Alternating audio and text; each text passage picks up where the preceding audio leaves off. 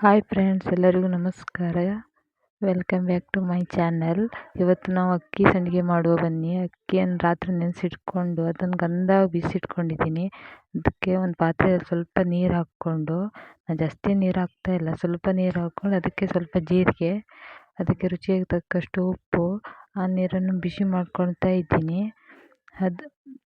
ಹದವಾಗಿ ಬಿಸಿ ಆದಮೇಲೆ ಇದು ಗಂಧವಾಗಿ ಅಕ್ಕಿ ಬಿಸಿಟ್ಕೊಂಡಿದ್ದೀವಲ್ಲ, ಅದನ್ನು ಅದಕ್ಕೆ ಸೇರಿಸ್ಕೊಂಡು ಉಂಡೆ ಆಗದ ರೀತಿಗೆ ಅದು ಹದ ಬರುವ ತನಕ ಚೆನ್ನಾಗಿ ತಿರ್ಸ್ಕೋಬೇಕು. ಅದು ಚೆನ್ನಾಗಿ ತಿರ್ಸ್ಕೊಳ್ತಾ ಗಟ್ಟಿ ಆಗ್ತದೆ.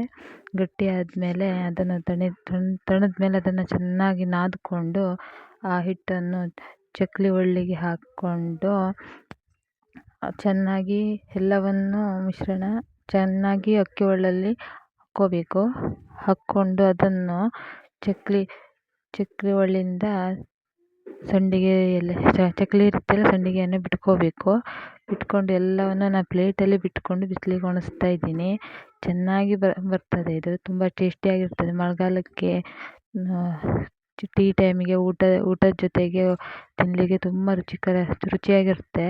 ನೋಡಿ, ನಾನು ಎಲ್ಲ ಬಿಳಿ ಬಟ್ಟೆ ಪ್ಲೇಟಲ್ಲಿ ಹಾಕ್ಕೊಂಡು ಇಲ್ಲಿ ಬಿಳಿ ಬಟ್ಟೆ ಮೇಲೆ ತಂದು ಹಾಕಿದ್ದೀನಿ. ಎಲ್ಲವನ್ನು ಚೆನ್ನಾಗಿ ಬಿಸಿಲಿಗೆ ಒಣಗಿಸ್ತಾ ಇದ್ದೀನಿ. ಅದನ್ನು ಒಣಗಿಸಿ ಆದಮೇಲೆ ನೋಡಿ ಈ ರೀತಿಯಾಗಿದೆ. ಚೆನ್ನಾಗಿ ಗರಿಯಾಗಿ ಒಣಗಿಸಿಟ್ಕೊಂಡಿದ್ದೀನಿ.